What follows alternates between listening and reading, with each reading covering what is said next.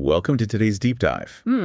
If your calendar is just a graveyard of urgent, low-impact meetings, or if you consistently find yourself pulled back into that tactical firefighting because your team, well, they need you to prove every single step, this conversation is specifically for you. I think a lot of people feel that. Yeah, we're diving into a topic that is just so critical for any growing professional. How to shift your leadership style. How to cultivate self-sufficient problem solvers so you can actually step back without, everything falling apart. Right. Our listener is aiming to absorb this knowledge quickly but thoroughly, and our mission here is to extract the key shifts in mindset and in practice that let you move from being the perpetual bottleneck to the ultimate enabler. What's so fascinating here is the core premise we see in the sources, which is that being a great leader is often really misinterpreted. How so? Well, it does not mean being the smartest person in the room or the fastest problem solver. Actually, it's the opposite. The best leaders understand the leverage they get when they consciously choose to step back. So it's an intentional choice. Absolutely. And that choice allows the team to take ownership, to level up their skills, while, and this is critical, freeing the leader up to focus on the truly important strategic work. It's a systemic win. That accidental block. And when your good intentions to help actually become a hindrance to growth, Exactly. that's the trap we need to escape. So if you've been snared in the web of solving every little problem, the journey begins with a really crucial psychological shift. So let's unpack this, starting with that mindset change. Okay. The first, and I think often the hardest step, is confronting that deep-seated, well-intentioned tendency to shield your team from difficulty.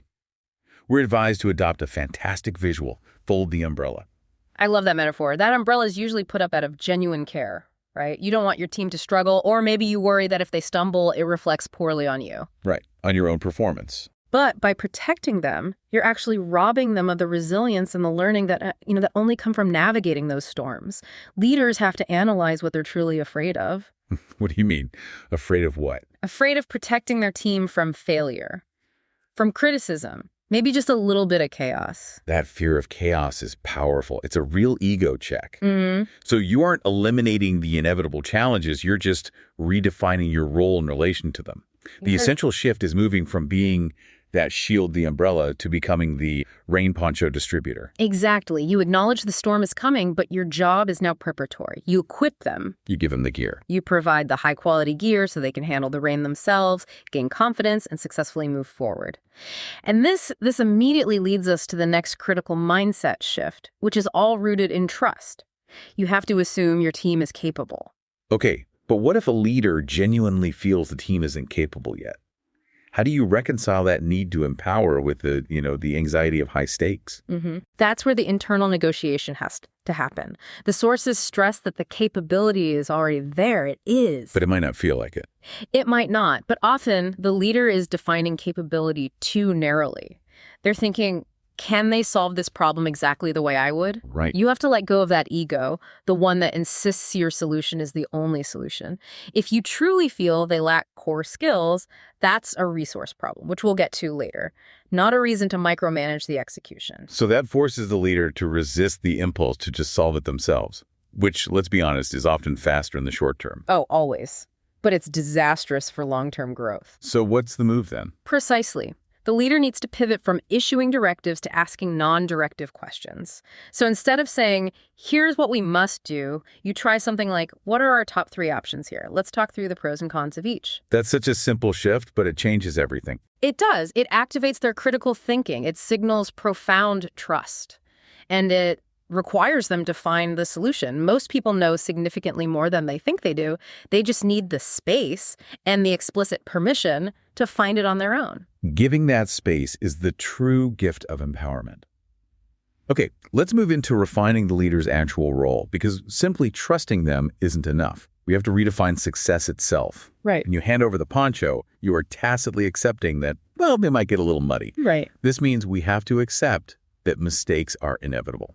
And this is where organizational resistance often kicks in. We have to accept that short-term missteps or small failures, they don't mean the entire endeavor is a bust. They're opportunities. Learning opportunities. Exactly. A leader must consciously decouple the fear of a mistake from the threat of a professional penalty. If you penalize every minor stumble, you guarantee your team will only bring you the safest, least creative options. Or worse, They hide problems. hide problems until they become crises. So a leader's focus must shift entirely from avoiding mistakes to learning from them. But how does a leader find that tricky balance point between giving enough space to learn, but also avoiding genuinely high-stakes, client-losing errors? It requires guardrails, which is the coach's main job. For low-complexity, low-impact tasks, the failure tolerance should be high. Let them run with it. Okay. For high-complexity, high-impact decisions, say anything involving a major budget or an external partner, you might restrict the acceptable solutions set to 3 defined paths. Or you mandate a check-in before the final execution. The key is that the team still owns the decision within those defined parameters. And that leads directly to clarifying the leader's role. Yeah. If you're constantly interjecting, constantly solving problems, you become a dependency. The source suggests that solving every problem is not only no longer valuable, it actually becomes a hindrance to the organization's scalability. You have to stop being the helicopter mom. The helicopter mom is hovering, ensuring perfect safety and process adherence, but inhibiting independence. The role must evolve. The goal is to step firmly into the role of a coach. And this transition is often the hardest because it means shedding that identity, of the person who has all the answers. So how does that coach operate day to day? What specific actions differentiate the coach from the traditional manager? The coach has 2 critical high-leverage jobs. First, they help the team clarify high-priority decisions. This isn't making the decision for them, it's providing a framework. Like what? For instance, using a simple RACI chart to clarify who is responsible, accountable, consulted, and informed. That alone eliminates huge amounts of ambiguity. Or just defining the non-negotiable constraints. You have this much budget and you need to hit this market date. So the coach is establishing the boundaries, but the team chooses the path within those boundaries. Precisely. And the second job is teaching them what success looks like. You define the objective clearly, focusing on outcomes over processes.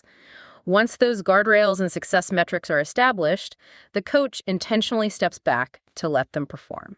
And that intentional step back is the mechanism that achieves the strategic goal. Yes, it frees up the leader's time specifically for higher level strategy. That's the real payoff. I mean, if you're not spending half your day in operational execution, what are you spending your time on? What does that strategic work look like? It's the work that only the leader should be doing. It might be analyzing long-term market trends that are, 2 years out, meeting with cross-functional leaders to break down organizational silos, or building the talent pipeline for the next phase of company growth. That's a huge shift.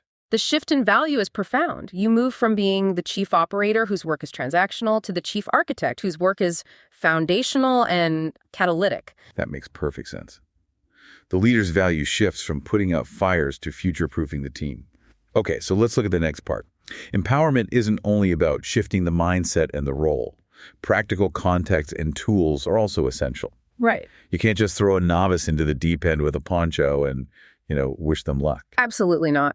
Mindset alone won't close a genuine knowledge gap or provide access to internal systems.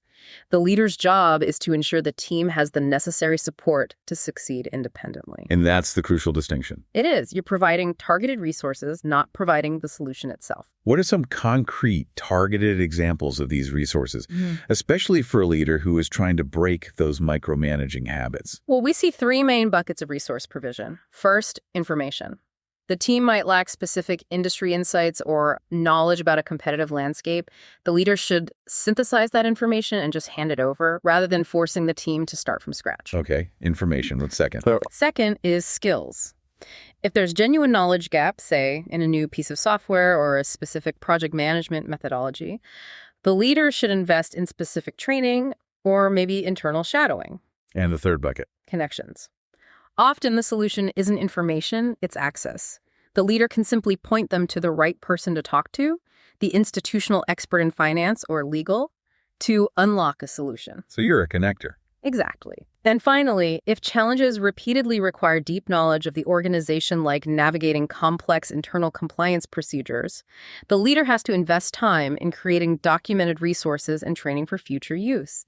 You are building the scalable infrastructure so the problem only needs to be solved once. So the leader is actively engineering the environment for self-sufficiency. But let's talk about behavior, especially when the inevitable missteps happen. That's when the team's true level of empowerment is tested, right? It is. Leadership behavior sets the entire organizational tone, particularly when things go sideways. Leaders must model resilience and optimism. What does that look like in practice? When a project fails, the first thing the team looks at is the leader's face. If the leader immediately launches a witch hunt, Oh, yeah. then blame is internalized, and the team will just shut down creative risk-taking. So the leader has to skip the blame game and immediately pivot to analysis. Exactly. The focus must be on finding the path forward by immediately asking, okay, what did we learn from this and how can we adjust? The leader models that setbacks are not career-ending. They're just data points for iteration. And that shows the team that controlled experiments that didn't work are still valuable outputs. Mm-hmm. And that ties directly into how accountability is managed. You want accountability, but without fear. That's the culture you have to cultivate. It is. And the most powerful tool for nurturing accountability without fear is the retrospective. For those unfamiliar, a retrospective is simply a structured meeting after a project or a milestone where the team examines the process, not the people, to identify 3 things. Okay, what are they? What went well? What can we improve? And what will we commit to changing next time? It formalizes the learning process. It makes sure everyone grows from challenges. Absolutely. The ultimate goal is to foster a culture of growth, not fear, where people approach challenges with genuine curiosity instead of anxiety. Curiosity is a powerful antidote to avoidance. Curiosity over fear. I think that's a fantastic framing device for daily work. And finally, to encourage that fearless problem solving and reduce friction, leaders must communicate basic organizational context clearly. This is so critical. Ambiguity is the enemy of empowerment. The quickest way to kill confidence and drive fear is to make your team guess what you want or what's important. Yeah. Leaders must communicate assumptions and expectations as clearly as possible to nix any guesswork about the mission. So detailing the why behind the work, the constraints, the success metrics, all of that up front. Precisely.